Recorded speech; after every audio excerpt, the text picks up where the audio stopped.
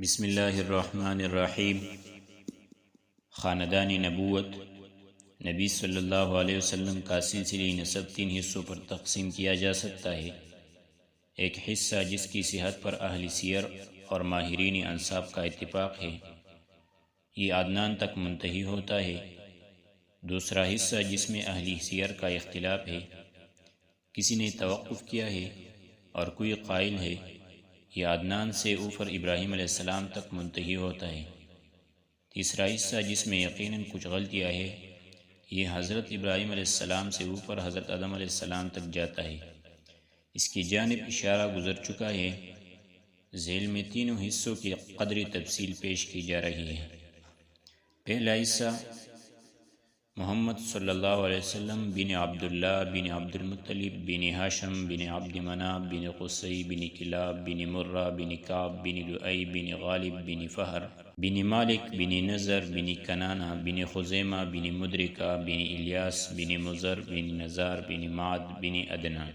پہلا حصہ کافی ہے کیونکہ اس میں اتفاق ہے، اور نبی علیہ الصلوۃ والسلام بھی جب خود اپنا نسب بیان کرتے تو عدنان تک جاتے، وہی پر رک جاتے، اس لیے ایک حصہ کافی ہے۔ خانودہ نبی علیہ السلام کا خانودہ اپنے جد اعلیٰ ہاشم بن عبد مناف کے نسبت سے خانودی ہاشمی کے نام سے معروف ہے، اس لیے مناسب معلوم ہوتا ہے کہ ہاشم اور ان کے بعد کے بعض افراد کے مختصر حالات پیش کر دیا جائے۔ نمبر 1، ہاشم۔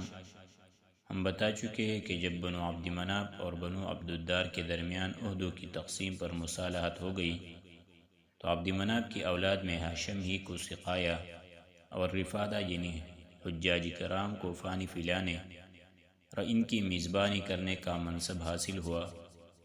ہاشم بڑے معزز اور مالدار تھے۔ یہ پہلے شخص ہے جنہوں نے مکے میں حاجیوں کو شوربہ روٹی سان کر کھلانے کا اہتمام کیا۔ ان کا اصل نام عمر تھا، لیکن روٹی توڑ کر شوربے میں ساننے کی وجہ سے ان کو ہاشم کہا جانے لگا، کیونکہ ہاشم کے معنی توڑنے والا۔ پھر یہی ہاشم وہ پہلے آدمی ہے جنہوں نے قریش کے لیے گرمی اور جاڑے کے 2 سالانہ تجارتی سفروں کی بنیاد رکھی۔ ان کے بارے میں شاعر کہتا ہے: عمرو الذی حشم السرید لقومہ قوم بمکۃ مسنتین عجاف سنۃ الیہ الرحلتان کلاہما سفر الشتاء ورحلۃ الاسیاف۔ یہ عمر وہی جنہوں نے قحط کی ماری ہوئی اپنی لاغر قوم کو مکہ میں روٹیاں توڑ کر شوربے میں بگو بگو کر کھلائے اور جاڑے اور گرمی کی دونوں سفروں کی بنیاد رکھی۔ ان کا ایک اہم واقعہ یہ ہے کہ وہ تجارت کے لیے ملک شام تشریف لے گئے۔ راستے میں مدینہ پہنچے تو وہاں قبیلہ بنی نجار کے ایک خاتون سلمہ بنت عامر سے شادی کر لی اور کچھ دنوں وہیں ٹھہرے رہے۔ پھر بیوی کو حالت حمل میں مکہ ہی میں چھوڑ کر ملک شام روانہ ہو گئے اور وہاں جا کر فلسطین کے شہر غزہ میں انتقال کر گئے۔ ادھر سلمہ کے بطن سے بچہ پیدا ہوا۔ یہ 497 قبل مسیح کی بات ہے۔ چونکہ بچے کے سر کے بالوں میں سفیدی تھی، اس لیے سلمہ نے اس کا نام شیبہ رکھا اور یثرب میں اپنے میکی ہی کے اندر اس کی پرورش کی۔ آگے چل کر یہی بچہ عبد المطلب کے نام سے مشہور ہوا۔ کچھ عرصے تک خاندان ہاشم کے کسی آدمی کو اس کے وجود کا علم نہ ہو سکا۔ ہاشم کے کل 4 بیٹے اور 5 بیٹیاں تھیں، جن کے نام یہ ہیں: اسد، ابو صیفی، نزلہ، عبد المطلب، شفا، خالدہ، ضعیفہ، رقیہ اور جنتہ۔ نمبر 2، عبد المطلب۔ پچھلے دروس میں معلوم ہو چکا ہے سقایا اور رفادہ کا منصب ہاشم کے بعد ان کے بھائی مطلب کو ملا۔ یہ بھی اپنی قوم میں بڑی خوبی و اعزاز کے مالک تھے۔ ان کی بات ٹالی نہیں جاتی تھی۔ ان کی سخاوت کے سبب قریش نے ان کا لقب فیاض رکھ کر چھوڑا تھا۔ جب شیبہ یعنی عبد المطلب 10-12 برس کے ہو گئے تو مطلب کو ان کا علم ہوا اور وہ انہیں لینے کے لیے روانہ ہوئے۔ جب یثرب کے قریب پہنچے اور شیبہ پر نظر پڑی تو عشق کبار ہو گئے، انہیں سینے سے لگایا اور پھر اپنی سواری پر پیچھے بٹا کر مکہ کے لیے روانہ ہو گئے، مگر شیبہ نے ماں کی اجازت کے بغیر ساتھ جانے سے انکار کر دیا، اس لیے مطلب ان کی ماں سے اجازت کے طالب ہوئے مگر ماں نے اجازت نہ دی۔ آخر مطلب نے کہا کہ یہ اپنے والد کی حکومت اور اللہ کے حرم کی طرف جا رہے ہیں۔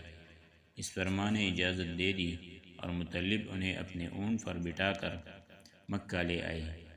مکے والوں نے دیکھا تو کہا یہ عبد المطلب ہے، یعنی مطلب کا غلام ہے۔ مطلب نے کہا نہیں یہ میرا بھتیجا ہے، یعنی میرے بھائی ہاشم کا لڑکا ہے۔ پھر شیبہ نے مطلب کے پاس پرورش پائی اور جوان ہوئے۔ اس کے بعد مقامی ردمان یعنی یمن میں مطلب کی وفات ہو گئی اور ان کے چھوڑے ہوئے مناصب عبد المطلب کو حاصل ہوئے۔ عبد المطلب نے اپنے قوم میں اس قدر شرف و اعزاز حاصل کیا کہ ان کے آباء و اجداد میں بھی کوئی اس مقام کو نہ پہنچ سکا تھا۔ قوم نے انہیں دل سے چاہا اور ان کی بڑی عزت قدر کی۔ جب مطلب کی وفات ہو گئی تو نوفل نے عبد المطلب کے صحن پر غاصبانہ قبضہ کر لیا۔ عبد المطلب نے قریش کے کچھ لوگوں سے اپنی چچا کے خلاف مدد چاہی، لیکن انہوں نے یہ کہہ کر معذرت کر دی کہ ہم تمہارے اور تمہارے چچا کے درمیان دخیل نہیں ہو سکتے۔ آخر عبد المطلب نے بنی نجار میں اپنے ماموں کو کچھ اشعار لکھ بھیجے جس میں ان سے مدد کی درخواست کی تھی۔ جواب میں ان کا ماموں ابو سعد بن عدی 80 سوار لے کر روانہ ہوا اور مکے کے قریب ابتاح میں اترا۔ عبد المطلب نے وہی ملاقات کی اور کہا مامو جان گھر تشریف لے چلے۔ ابو سعد نے کہا نہیں خدا کی قسم، یہاں تک کہ نوفل سے مل لوں۔ اس کے بعد ابو سعد آگے بڑھا اور نوفل کے سر پر آن کھڑا ہوا۔ نوفل ہاتھی میں مشائخ قریش کے ہمراہ بیٹھا تھا۔ ابو سعد نے تلوار بے نیام کرتے ہوئے کہا اس گھر کے رب کی قسم، اگر تم نے میرے بانجے کی زمین واپس نہ کی تو یہ تلوار تمہارے اندر پیوست۔ نوفل نے کہا اچھا لو میں نے واپس کر دی۔ اس پر ابو سعد نے مشائخ قریش کو گواہ بنایا۔ پھر عبد المطلب کے گھر گیا اور 3 روز مقیم کر عمرہ کرنے کے بعد مدینہ واپس چلا گیا۔ اس واقعے کے بعد نوفل نے بنی ہاشم کے خلاف بنی عبد شمس سے باہمی تعاون کا عہد و پیمان کیا۔ ادھر بنو خزاعہ نے دیکھا کہ بنو نجار نے عبد المطلب کی اس طرح مدد کی ہے تو کہنے لگے کہ عبد المطلب جس طرح تمہاری اولاد ہے ہماری بھی اولاد ہے، لہٰذا ہم پر اس کی مدد کا حق زیادہ ہے۔ اس کی وجہ یہ تھی کہ عبد مناف کی ماں قبیلہ خزاعی سے تعلق رکھتی تھی۔ چنانچہ بنو خزاعہ نے دارالندوہ میں جا کر بنو عبد شمس اور بنو نوفل کے خلاف بنو ہاشم سے تعاون کا عہد و پیمان کیا۔ یہی پیمان تھا جو آگے چل کر اسلامی دور میں فتح مکہ کا سبب بنا۔ تفصیل اپنی جگہ آ رہی ہے۔ بیت اللہ کے تعلق سے عبد المطلب کے ساتھ 2 اہم واقعات پیش آئے، ایک چائے زمزم کی کھدائی کا واقعہ اور دوسرا فیل کا واقعہ۔ انشاءاللہ آگے درس میں دونوں واقعات کا ذکر کریں گے۔